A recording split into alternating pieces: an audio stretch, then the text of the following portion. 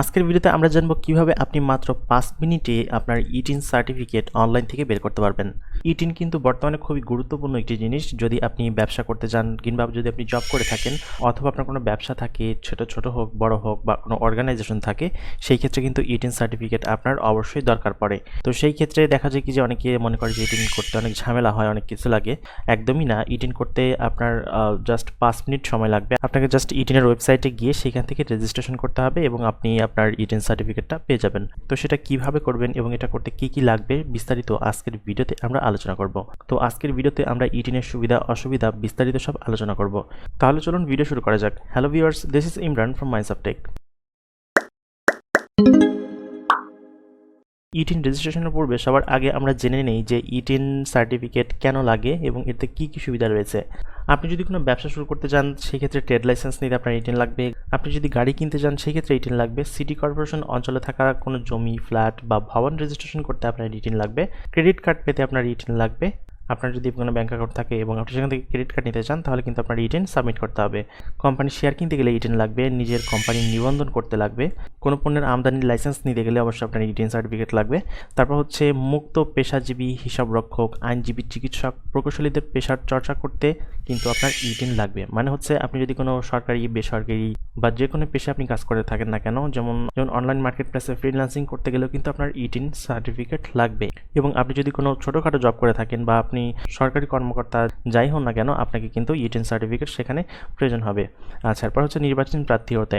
আপনি যদি নির্বাচনে দাঁড়ান সেক্ষেত্রে কিন্তু আপনার ইটিন লাগবে। তারপর ব্যবসায়িক সমিতি বা কোনো নিবন্ধন সংগঠনের সদস্য হতে গেলে, সরকারি, আধা সরকারি, স্বায়ত্তশাসিত সংস্থার দরপথে অংশ নিতে এবং রাইড শেয়ারিং কোম্পানির গাড়ি কিনতে, এখানে হচ্ছে ইটিন এইসব কাজে লাগে এবং এইসব কাজ করতে গেলে আপনার বাধ্যতামূলক ইটিন করাই লাগবে। অনেকেই দেখা যায় কি যে ইটিন রেজিস্ট্রেশন করার পূর্বে তাদের মধ্যে একটি ভ্রান্ত ধারণা কাজ করে, সেটা হলো ইটিন করলেই ট্যাক্স রিটার্ন জমা দিতে হবে এবং ট্যাক্স পে করতে হবে। এমনটা কিন্তু একদমই না। যেমন আপনি একজন স্টুডেন্ট বাট আপনার ইটিন প্রয়োজন, আপনি ইটিন করলেন, সেক্ষেত্রে যে আপনাকে ট্যাক্স দিতেই হবে এমন কিছু না। আয়কর রিটার্ন তারা জমা দিবে যাদের ব্যবসা আছে বা যারা নিয়মিত কর দিয়ে থাকে, তাদেরকে আয়কর রিটার্ন জমা দিতে হবে। বাট আপনি যদি ইটিন তৈরি করেন এই ক্ষেত্রে আপনাকে কিন্তু আয়কর পে করা লাগবে না। আপনি আয়কর রিটার্ন জমা দিবেন ঠিকই, বাট সেখানে থাকবে 0%। মানে হচ্ছে আপনি 0% আয়কর রিটার্ন জমা দিবেন। আপনাকে সেখানে কোনো টাকা জমা দিতে হবে না। একটা ফর্ম আছে, ফর্মটাতে আপনি জাস্ট ওইখানে আয়কর 0 রিটার্ন জমা দিবেন। এবার আসুন দেখি আমরা কিভাবে ইটিন সার্টিফিকেটের জন্য রেজিস্ট্রেশন করব। রেজিস্ট্রেশনের জন্য প্রয়োজন হবে আপনার এনআইডি কার্ড এবং আপনার গুরুত্বপূর্ণ সব তথ্য। রেজিস্ট্রেশন করার জন্য সবার প্রথমে একটি ব্রাউজার ওপেন করে ইটিন লিখে সার্চ করলে দেখুন একটা ওয়েবসাইট চলে এসেছে। গুগলে ইটিন লেখার পর এখানে incometax.gov.bd নামের একটি সরকারি ওয়েবসাইট চলে এসেছে। আমি এই ওয়েবসাইটের লিঙ্ক ভিডিও ডেসক্রিপশনে দিয়ে দিচ্ছি, আপনারা সেইখান থেকে ক্লিক করে সরাসরি এই ওয়েবসাইটে চলে আসবেন। এই হচ্ছে ইটিন রেজিস্ট্রেশনের সরকারি ওয়েবসাইট। তো এখানে আসার পরে আমাদেরকে জাস্ট এখানে রেজিস্ট্রেশনে ক্লিক করতে হবে। রেজিস্ট্রেশনে ক্লিক করার পরে আপনার সামনে বড় একটা ফর্ম চলে আসবে। আচ্ছা, এই ফর্ম দেখে ভয় পাওয়ার কিছু নেই। এখানে জাস্ট আপনাকে অল্প কিছু তথ্য দিতে হবে, দিয়ে এখানে রেজিস্ট্রেশন করতে হবে। তো প্রথমে দিতে হবে হচ্ছে ইউজার আইডি। আপনি ইউজার আইডির জায়গায় যে কোনো সংখ্যা বসাতে পারেন অথবা আপনার মোবাইল নাম্বারটা বসাতে পারেন। এরপরে হচ্ছে পাসওয়ার্ড দিতে হবে আপনাকে, মিনিমাম 8 ক্যারেক্টারের পাসওয়ার্ড দিতে হবে এখানে। এরপর হচ্ছে এই পাসওয়ার্ডটা রিটাইপ করতে হবে। তারপর হচ্ছে আপনার রেজিস্ট্রেশনের জন্য একটি সিকিউরিটি কোশ্চেন আপনাকে দিতে হবে। আপনি এখানে যে কোনো একটি কোশ্চেন দিতে পারেন, কোশ্চেন দিয়ে সেটার অ্যান্সার দিতে পারেন। এমন একটা কোশ্চেন সিলেক্ট করবেন যেটার অ্যান্সার আপনি চোখ বুঝে দিয়ে দিতে পারবেন। তো এখানে আমার ভিলেজের নাম চাচ্ছে, এই কোশ্চেনটা আমি সিলেক্ট করে এখানে জাস্ট অ্যান্সার করে দেবো। এরপর হচ্ছে আপনার কান্ট্রি অটোমেটিক সিলেক্ট করা থাকবে। তারপর হচ্ছে আপনার মোবাইল নাম্বারটা দিতে হবে। এরপর হচ্ছে আপনাকে এখানে ইমেল অ্যাড্রেসটা বসাতে হবে। ইমেল অ্যাড্রেস বসিয়ে এখানে একটা ক্যাপচা কোড পূরণ করতে হবে। এই ক্যাপচা কোডটা পূরণ করে আপনাকে জাস্ট রেজিস্ট্রেশনে ক্লিক করতে হবে। তো আমি এই ফর্মগুলো ফিল আপ করে নিচ্ছি। আচ্ছা, আমি আমার ফর্মটা ফিল আপ করে নিয়েছি এবং আপনি এখানে দেখে নেবেন যে আপনার সব ইনফরমেশন ঠিক আছে কিনা। ইনফরমেশন রিচেক করে নেবেন। রিচেক করে এখানে জাস্ট আপনাকে রেজিস্ট্রেশন বাটনে ক্লিক করতে হবে। রেজিস্ট্রেশন ক্লিক করার পর এরকম একটি পেজ আসবে। আপনার মোবাইল নাম্বারে একটি অ্যাক্টিভেশন কোড আসবে, আপনাকে জাস্ট এখানে কোডটা বসাতে হবে। আচ্ছা, কোডটা বসিয়ে জাস্ট এখানে অ্যাক্টিভে ক্লিক করতে হবে। তো অ্যাক্টিভে ক্লিক করার পরে রেজিস্ট্রেশন কমপ্লিট হয়েছে। এবার আমাদেরকে লগ ইন করতে হবে। আমরা যে ইউজার আইডি এবং পাসওয়ার্ড ব্যবহার করেছিলাম সেটা দিয়ে আমরা এখানে লগ ইন করবো। লগ ইন করার পরে আমাদের ভিতরের পেজটি দেখতে এরকম লাগবে এবং এ পাশে হচ্ছে সব সেটিংস। আপনার টিন সার্টিফিকেটের বর্তমানে স্ট্যাটাস কী আছে সেগুলো দেখতে যাবেন, তখন এইগুলো কাজে আসবে। আমরা হচ্ছে এইখানে ক্লিক করব, ফর টিন রেজিস্ট্রেশন অথবা রেজিস্ট্রেশন।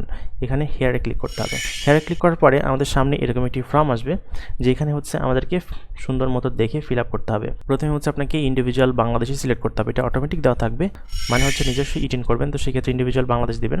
আর যদি কোনো কোম্পানি থেকে থাকে কোম্পানি অথবা পার্টনারশিপ ফিল্ম এগুলো আপনি দেখে নেবেন, দেখে নিলে বুঝতে পারবেন। তো আপনি যদি একজন জব হোল্ডার থাকেন বা নিজস্ব ব্যবসা থাকে, তো সেই ক্ষেত্রে আপনি ইন্ডিভিজুয়াল অথবা বাংলাদেশি দিবেন। এরপরে হচ্ছে আপনাকে এখানে সিলেক্ট করতে হবে হ্যাভিং এন আইডি কার্ড।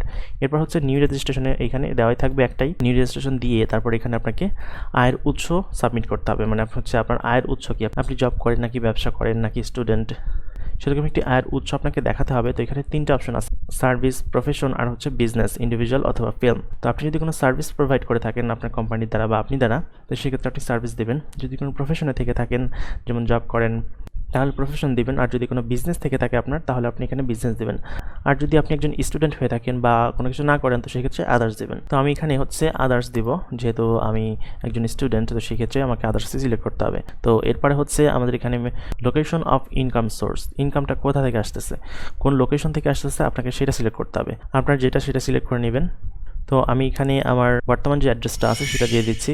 এরপরে হচ্ছে আপনার উপজেলা সিলেক্ট করতে বলবে, আপনার যে উপজেলা আছে সেই উপজেলাটা সিলেক্ট করতে হবে। এখানে সব সুন্দর মতো ফিল আপ করা হয়ে গেলে এখানে জাস্ট গো টু নেক্সটে ক্লিক করতে হবে। গো টু নেক্সটে ক্লিক করার পরে এখানে হচ্ছে আপনাদের সামনে আরও একটি ফর্ম আসবে, এই ফর্মটা আপনাকে দেখে শুনে ফিল আপ করতে হবে। তো এইখানে হচ্ছে আপনার ট্যাক্স পেয়ার করদাতার যে নাম আছে সেই নামটা এখানে দিতে হবে। আপনার এনআইডি কার্ডে যে নাম আছে সেম টু সেম আপনাকে সেই নামটা দিতে হবে, একটু কিন্তু নড়চড় হওয়া যাবে না। তো আমি আমার নামটা এখানে দিয়ে দিলাম। এরপর হচ্ছে আপনার লিঙ্গ সিলেক্ট করতে হবে, আপনি ছেলে নাকি মেয়ে সেটা সিলেক্ট করতে হবে। এরপর হচ্ছে আপনার জাতীয় পরিচয়পত্র অথবা স্মার্ট কার্ড যেটাই হোক না কেন। তো আমরা যেটা করব এখানে হচ্ছে আমাদের এনআইডি কার্ডের নাম্বারটা দিব। এরপরে হচ্ছে আপনার এনআইডি কার্ডের তথ্য অনুযায়ী জন্ম তারিখ এবং জন্ম সাল সিলেক্ট করতে হবে, একদম অ্যাকুরেট দিবেন, কোনো কিছু যেন ভুল না হয়। একদম এনআইডি কার্ড যেরকম দেওয়া সেরকম দিতে হবে, কোনো ভুল তথ্য দেওয়া যাবে না, তাহলে কিন্তু নিবে না। এরপরে হচ্ছে আপনার বাবার নাম এখানে দিতে হবে। তারপর হচ্ছে মাতার নাম, আপনি যদি বিবাহিত হয়ে থাকেন তো সেই ক্ষেত্রে আপনার স্বামী বা স্ত্রীর নাম এখানে দিতে হবে, এটা কম্পালসরি না, এটা দিলেও পারেন না দিলেও না পারেন। তারপর আপনার মোবাইল নাম্বারটা অটোমেটিক দেওয়া থাকবে। এরপর হচ্ছে ফ্যাক্স নাম্বার, আপনার যদি ফ্যাক্স নাম্বার থাকে সেক্ষেত্রে দেবেন, না ক্ষেত্রে যদি না থাকে তাহলে দেওয়া লাগবে না। এরপর হচ্ছে আমাদের অ্যাড্রেস এখানে দিতে হবে। অ্যাড্রেস লাইনের এখানে হচ্ছে আপনার প্রেজেন্ট অ্যাড্রেস সিলেক্ট করতে হবে, আপনি বর্তমানে যেখানে বসবাস করছেন সেই অ্যাড্রেসটা এখানে সিলেক্ট করতে হবে।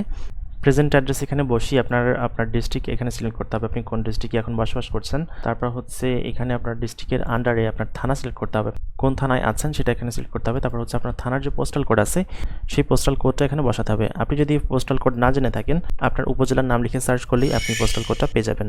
এরপরে হচ্ছে পার্মানেন্ট অ্যাড্রেস দিতে হবে, আপনি কোথায় বসবাস করছেন, আপনার পার্মানেন্ট অ্যাড্রেস মানে হচ্ছে গ্রামের অ্যাড্রেস, সেটা এখানে দিতে হবে। আপনি কিন্তু এখানে এই অ্যাড্রেস অ্যাকুরেট দিবেন, যেখানে আপনি বসবাস করছেন সেখানে দিবেন।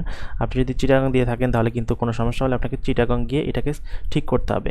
তো সেই ক্ষেত্রে আপনার অ্যাড্রেস কিন্তু সঠিক মতো দিবেন। এরপর হচ্ছে পার্মানেন্ট অ্যাড্রেস, আপনার গ্রামের অ্যাড্রেস এখানে ভালোভাবে ফিল আপ করবেন। অ্যাড্রেস লাইন দিয়ে এখানে ডিস্ট্রিক্ট সিলেক্ট করবেন, তারপর হচ্ছে উপজেলা সিলেক্ট করবেন, উপজেলা সিলেক্ট করে এখানে জাস্ট আপনার যে পোস্টাল কোড আছে সেই পোস্টাল কোডটা আপনি দিয়ে দিবেন। এরপরে হচ্ছে যদি আপনার আদার্স অ্যাড্রেস থাকে, আপনি যদি কোথাও ওয়ার্কিং বা কাজ করে থাকেন, বিজনেস অ্যাড্রেস থাকে, আপনার অফিসের অ্যাড্রেস থাকে, সেক্ষেত্রে আপনি এখানে এটা দিতে পারেন। তো এটা দেওয়ার পরে আপনার এই পুরো ফর্মটা আবার ভালো মতো একবার চেক করে নেবেন যে সব কিছু ঠিকঠাক মতো দিয়েছেন কিনা। সব কিছু ঠিকঠাক মতো না থাকলে কিন্তু এটা পরবর্তীতে গিয়ে আবার সংশোধন করতে হবে। সব কিছু ঠিকঠাক থাকলে আপনাকে জাস্ট এখানে গো টু নেক্সটে ক্লিক করতে হবে। তো গো টু নেক্সটে ক্লিক করার পরে আপনাকে এই সেম ফর্মটা আপনি যেটা ফিল আপ করেছেন সেই ফর্মটা কিন্তু আপনাকে আবার একবার ফাইনাল প্রিভিউ করতে দিবে। তো আপনি এখানে দেখে নেবেন যে আপনার ফর্মটা ঠিকমতো ফিল আপ করা আছে কিনা। এটার যদি সব কিছু ঠিকঠাক থাকে তাহলে আপনাকে এখানে জাস্ট একটা টিক মার্ক দিতে হবে। টিক মার্ক দিয়ে এখানে সাবমিট অ্যাপ্লিকেশনে ক্লিক করতে হবে। সাবমিট অ্যাপ্লিকেশনে ক্লিক করার পরে এখানে আপনার টোটাল ইনফরমেশন সব চলে আসবে এবং এখানে নিচে দেখতে পাচ্ছেন যে আপনার যে এনআইডি কার্ডের সার্ভারের যে পিকচারটা আছে সেই পিকচারটাও কিন্তু এখানে পেয়ে গিয়েছে।